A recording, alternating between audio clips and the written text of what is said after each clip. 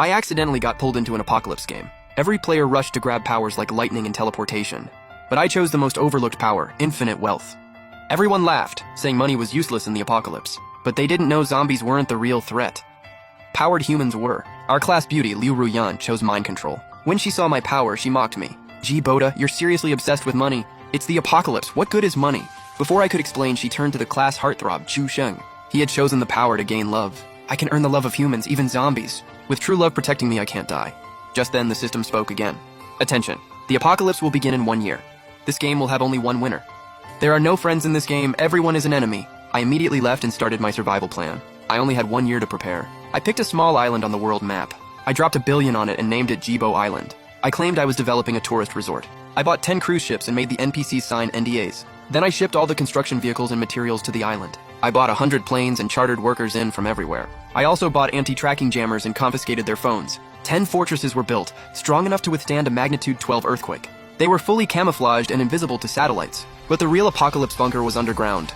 Even burrowing zombies couldn't break through its 16-foot thick walls. Secret tunnels connected the surface forts to the underground bunker. Wind and tidal power solved the energy problem. Water was easy to handle too. I installed rain collectors and seawater desalination systems. I also tapped into underground water. The purification system could make contaminated water safe to drink. Multiple air filters kept the underground air clean. The underground shelter was divided into 12 sections. 3 used the latest automated farming technology. I stocked 10 years of food and a massive supply of medicine. It also had bedrooms, dining rooms, game rooms, and lounges. Whenever the NPCs questioned the project, I threw money at them. They instantly shut up and worked even harder for the cash. I could spend however I wanted. The money never ran out. I went to the US and bought a ton of heavy weapons, including mobile combat robots and debris-clearing robots. I even got my hands on 2 nukes through unofficial channels. My nuclear submarine and a plane were hidden in a nearby bay. A tunnel from the bunker led straight there. I hired 2 instructors and trained daily to pilot both vehicles. I surrounded the entire island with an electric fence. I also planted explosives all along the coast. Radar could detect and shoot down anything approaching the island. I even built a massive aerial grid to stop infected birds from landing.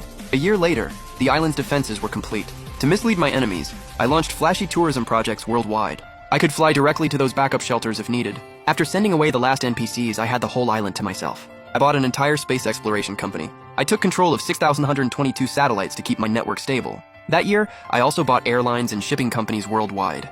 During the final week, I ordered every plane and ship destroyed. Everyone knew the world's richest man had destroyed all long-range transportation.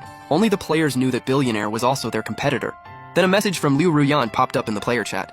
Gee, Boda, are you that billionaire? She was the only one who saw me choose infinite wealth, but I ignored her. 1 week later, the apocalypse arrived. Attention, the apocalypse has begun. The game will continue until only 1 player remains. Nobody expected the apocalypse to arrive as a worldwide rainstorm. The non-stop downpour caused massive flooding. Jibo Island got hit too, but the storm clouds moved on after 2 days. I didn't even have time to hide underground. The powered players were stunned, and global chat went crazy. System, what good are our powers in a flood?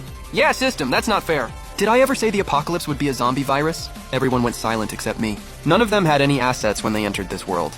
They spent the year training their powers while trying to earn money, so their stockpiles were extremely limited. Only a few players used their powers illegally to get villas. Then they built shelters in the basements. But basements were the first places the flood reached. All their supplies were soaked, and the villas were swallowed by water. The players' already limited supplies slowly ran out. Everyone panicked. Meanwhile, I watched live streams while eating hot pot. The room was filled with the smell of buttery beef broth. A streamer hid behind the curtains, secretly filming the building across the street. One player was using fire powers to steal supplies. Guys, this isn't special effects or cosplay. This guy actually has superpowers. He used to be our security guard. Now he's burning through doors. This is the 10th home he's robbed. The fire-powered player alerted the NPC authorities. A SWAT team entered the neighborhood on rescue boats. Guys, this is my first time seeing a real shootout. SWAT entered the building as gunfire and explosions erupted. Suddenly, someone flew off the roof and plunged into the flood water. Soon after, one player's name turned gray in global chat. Then Liu Ruyan messaged me again. Gee, Boda, let's team up. My mind control ability is incredibly strong. You don't have combat powers, so I can help you fight the others. She kept sending video call requests, but I ignored them. If I teamed up with her, she'd control me once only we were left. Did she really think I couldn't see through that plan? No water, no power, and almost no food. 3 months of flooding crushed the NPC's hope. People finally snapped and started looting, smashing, and burning. The players joined in, desperate for any chance to survive. But their powers were impossible to hide, drawing attention from the authorities. The government ordered their arrest and sent captured players to research labs. Within a month, 30 players disappeared from global chat. The remaining players became terrified and paranoid. Meanwhile, I spent every day walking around and sunbathing. Sometimes I checked the crops, submarine, and plane. Then I'd head home for a lobster dinner. Sometimes I gamed in my mansion, other times I swam in the pool.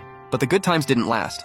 An anonymous message appeared in global chat. Player 99 is the world's richest man. He must have built tons of shelters. Find Player 99 and we can all survive. The long silent global chat instantly exploded. Player 99, say something. You're living in luxury while hundreds of us suffer. You're cruel and heartless. Exactly. A player like that should be eliminated. Find him. I just wanted to survive quietly, but they had to call me out. I rolled my wrist and typed a message in global chat. Everyone, calm down. I'm Player 99. You want shelters? I can provide them. But I only built shelters in 4 locations. Each shelter can only hold 20 people. I marked all 4 locations on the world map. There are over 200 of you. They can't hold everyone. Please, I'm begging you. I'll give you the passwords. First come, first served. Just please don't hunt me down. The moment I posted the passwords, every player went wild. Whoever reached a shelter first could survive the flood. By the next morning, players had already reached them. Most had powers that let them move quickly. The shelters were on high ground, safe from the flood. When they opened the doors, it felt like entering paradise. After all, I'd built those 4 shelters like luxury resorts. They had everything, including freezers packed with food. Player 58 proudly started live streaming in global chat. I can't believe this shelter is so nice! Being rich is freaking awesome. They ate steaks and lamb legs while drinking red wine. The table was covered with gourmet food. Then Player 58 posted a message in global chat. There are already 12 people inside. We've unanimously decided to lock the China shelter. Resources are limited. Nobody else should come. The players still traveling there became furious after seeing the stream. They started cursing them out. More and more players gathered outside the shelter. They begged the people inside to open the door. Just as the players inside were celebrating, I suddenly spoke up. Wasn't it supposed to hold 20? There's room for 8 more. I also have an override code. You can enter even if they lock the door. The hidden entrance is on the southeast side. Turn the carved brick on the wall and the hidden door will appear. Player 99, don't start trouble!